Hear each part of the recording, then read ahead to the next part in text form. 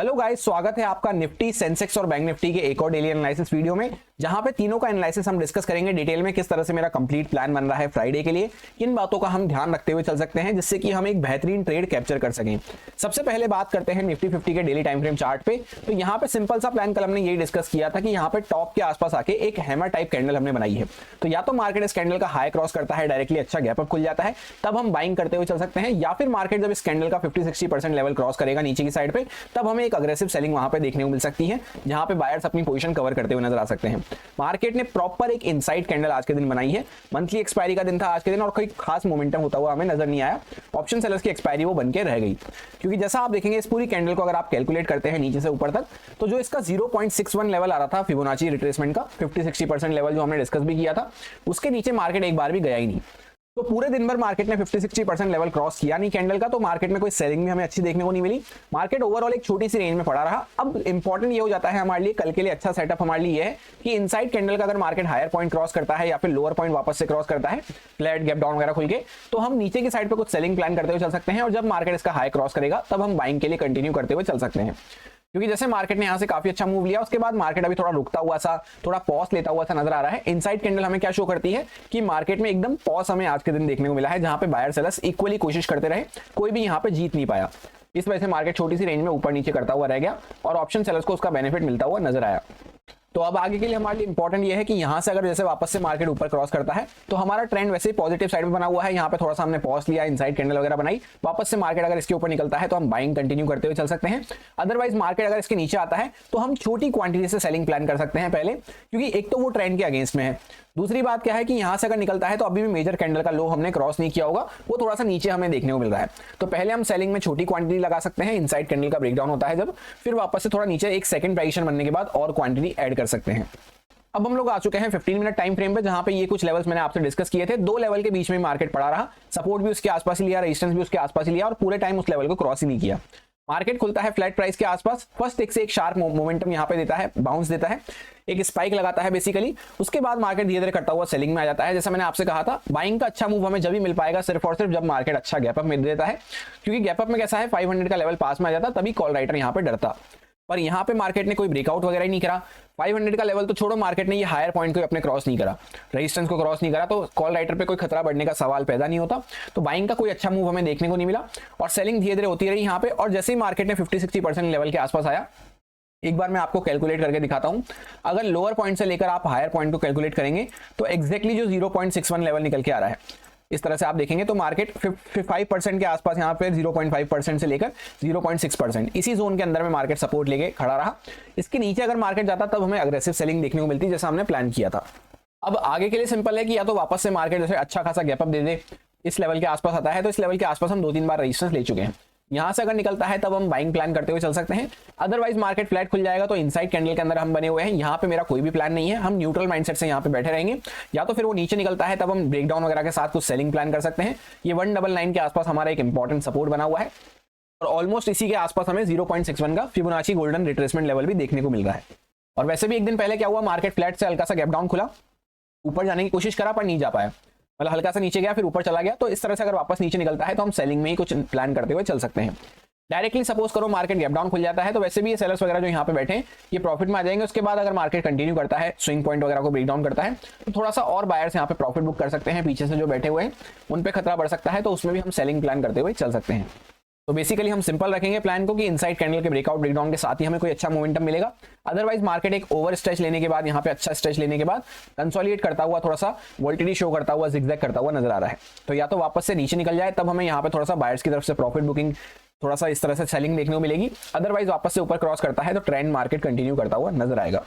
Sensex का भी एकदम सेम सा चार्ट रहता है। 15 मिनट टाइम फ्रेम पे आप देखेंगे तो यहाँ पे कल के दिन वी शेप रिकवरी हुई थी और ये कंसेप्ट मैंने आपको कई बार एक्सप्लेन कर रखा है कि जब भी मार्केट में वी शेप रिकवरी होती है कहीं पे भी किसी भी टाइम फ्रेम पे, उसके बाद मार्केट थोड़ा सा कंफ्यूज हो जाता है, ट्रेडर्स थोड़ा सा वहां पे एग्जॉस्ट हो जाते हैं। मार्केट खुलता है एकदम फ्लैट प्राइस के आसपास और सेम निफ्टी 50 जैसा चार्ट है कि मार्केट धीरे धीरे करता हुआ सेलिंग में बना रहता है। पर ये जो पूरा मोमेंटम हुआ था इसका 50-60% लेवल मार्केट ने क्रॉस नहीं किया, क्योंकि यहाँ पे भी सेम हैमर टाइप कैंडल बनी थी। अगर क्रॉस कर देता 50-60% लेवल तब यहाँ पे हमें अग्रेसिव सेलिंग देखने को मिलती। अभी मार्केट सही लेवल के आसपास होल्ड कर रहा है, तो वापस से डायरेक्टली गैप अप खुल जाए 80,000 वगैरह को अगर वापस से क्रॉस करता है तब हम बाइंग में प्लान रखते हुए चल सकते हैं, क्योंकि मार्केट ने आज के दिन इसका ब्रेकआउट करने की कोशिश करी पर सक्सेसफुल नहीं हो पाया। वापस से अगर निकलता है तो इसके ऊपर एक अच्छा मूव हमें मिल सकता है, क्योंकि जैसे मान लेते हैं कि यहाँ पे कॉल राइटर वगैरह डिफेंड कर रहे हैं, कोई इसके ऊपर निकलेगा तो एक अच्छा मूव हमें मिल सकता है। फ्लैट खुल जाता है तो उसमें एज सच कोई प्लान नहीं है, बस हमें सेम चार्ट के लिए प्लान नहीं करना कि मार्केट थोड़ा बहुत नीचे जाएगा फिर एक स्पाइक वगैरह देगा, इस तरह से हमें प्लान नहीं करना। तो उसमें अगर नीचे निकल रहा है, थोड़ा नीचे निकलने के बाद फिर हम सेलिंग प्लान करते हुए चल सकते हैं। डायरेक्टली अगर मार्केट गैप डाउन देता है तो उसमें ये साइकोलॉजिकल लेवल जिसमें हमने एक्जैक्टली सपोर्ट ले रखा है ये पास में आ जाएगा। इसके नीचे अगर निकलते हैं तो सेलिंग हम और प्लान करते हुए चल सकते हैं, जहां पे बायर्स वगैरह थोड़ी सी अपनी पोजीशन कवर कर सकते हैं, क्योंकि जैसे ये मोमेंटम हुआ उसके बाद यहाँ पे मोस्टली बायर्स तो कवर कर गए होंगे, पर अभी भी जो होल्ड कर रहे होंगे वहाँ पे इस साइकोलॉजिकल लेवल वगैरह के नीचे स्विंग पॉइंट भी यहाँ पे लगा हुआ है, इसके नीचे उनकी पोजीशन कटने वाली है। ये सारे कुछ इंपॉर्टेंट लेवल्स रहेंगे। यहाँ पे 200 के आसपास एक रेजिस्टेंस हमारा बना हुआ है, जिसके आसपास हम 2-3 बार रेजिस्टेंस ले चुके हैं। 500 का साइकोलॉजिकल लेवल आने वाला है, डाउन साइड पे भी यहाँ पे 500 का साइकोलॉजिकल लेवल है। अभी एकदम सेंटर के आसपास हम खड़े हुए हैं। अगर मार्केट 80,000 वगैरह का लेवल यहाँ पे क्रॉस करता है तो उसके ऊपर एक अच्छा मोमेंटम हमें देखने को मिल सकता है। और 80,000 का लेवल इसलिए मार्क नहीं किया है क्योंकि ऑलरेडी ये मार्केट एक बार ब्रेकआउट करके फेल कर चुका है, तो वापस से अगर निकलता है तो कंटिन्यू जा सकता है, इसलिए उसके आसपास हमें रेजिस्टेंस मार्क करने की जरूरत नहीं है। अब हम लोग आ चुके हैं बैंक निफ्टी के चार्ट पे। सबसे पहले वन डे टाइम फ्रेम पे अगर देखते हैं तो ब्रॉड माइंडसेट किस तरह से बन रहा है कि मार्केट ओवर स्ट्रेच लेने के बाद ऑल टाइम हाई पे ऑल टाइम हाई बनाने के बाद यहाँ पे एक बियरिश एनगल्फिंग कैंडल बनाया था, उसके लोअर पॉइंट के आसपास ही मार्केट छोटी सी पॉज टाइप कैंडल या shooting star type candle, inverted hammer type candle बनाया है, जहां पे मार्केट फ्लैट से हल्का सा गैप डाउन खुला पर इसके लोअर पॉइंट के आसपास से मार्केट सपोर्ट लेके हल्का सा ऊपर गया, वापस से वहीं पे आके छोटी सी पॉज टाइप कैंडल में क्लोज हुआ है। ओवरऑल दिन भर में हमें ज्यादा मोमेंटम देखने को नहीं मिला, एक रेंज के अंदर में मार्केट पड़ा हुआ था। तो अगर वापस से इसका लो ब्रेकडाउन होता है, जैसे मार्केट डायरेक्टली गैप डाउन वगैरह खुल जाता है, 55,000 का लेवल हमारे लिए सबसे इंपॉर्टेंट रहेगा, साइकोलॉजिकल लेवल। इसके नीचे कुछ बायर्स अपनी प्रॉफिट बुकिंग कर सकते हैं, सेलिंग वगैरह हमें देखने को मिल सकती है, तो उस केस में हम वहां पे सेलिंग प्लान करते हुए चल सकते हैं।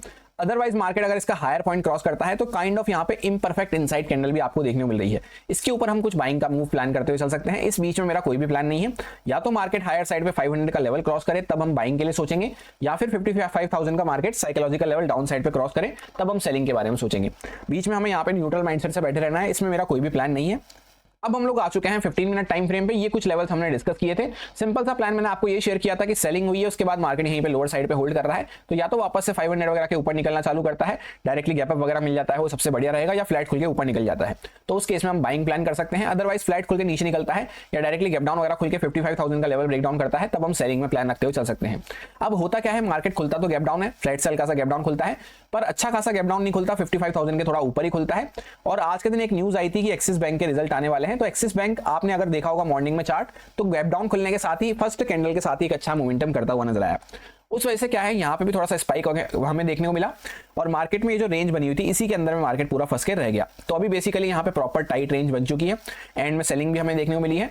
वापस से अगर मार्केट ये 500 वगैरह का लेवल क्रॉस करता है तो एक अच्छा मोमेंटम हमें बाइंग साइड पे देखने को मिल सकता है, क्योंकि यहाँ पे सेलर्स वगैरह भी बैठे हैं, पीछे के सेलर्स भी बैठे होंगे।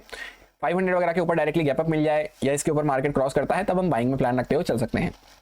ये बीच के रेंज वाले एरिया को हमें थोड़ा सा अवॉइड करना है, ये 200-250 पॉइंट की जो रेंज है इसको हम अवॉइड करते हुए चलेंगे। फ्लैट खुल के अगर मार्केट नीचे निकल जाए या जैसे छोटा मोटा गैप डाउन मार्केट मिल जाए डायरेक्टली, क्योंकि एक दिन पहले गैप डाउन खुल के मार्केट फर्स्ट टिक से ऊपर गया, क्लोजिंग प्राइस वगैरह को ब्रेकआउट करा, फिर वापस से नीचे आया, तो सेम चार्ट रिपीट होने के चांसेस कम हो जाते हैं। उसमें कैसा है, अगर गैप डाउन खुला और वापस से क्लोजिंग प्राइस को भी क्रॉस किया तो फिर तो कहीं वो ज्यादा ऊपर जा सकता है बाइंग में, सेम चार्ट रिपीट नहीं कर पाएगा। तो गैप डाउन में बस हमें ये ध्यान रखना है कि 55,000 का लेवल पास में आ जाएगा, इसके नीचे अगर निकलता है तो सेलिंग कंटिन्यू हो सकती है। यहाँ पे हमारा गैप भी पड़ा हुआ है, ये बायर्स वगैरह थोड़े से खतरे में आ सकते हैं। और फिर भी मान लो वापस से गैप डाउन खुला पर फर्स्ट टिक से सेम चीज कर रहा है, फर्स्ट टिक से वैसे ऊपर आ गया, तो फिर क्लोजिंग प्राइस वगैरह क्रॉस होने के बाद हम बाइंग करते हुए चल सकते हैं, और टारगेट कहीं ना कहीं हमें फिर 500 वगैरह के ऊपर यहाँ पे एक अच्छा मोमेंटम मिल सकता है।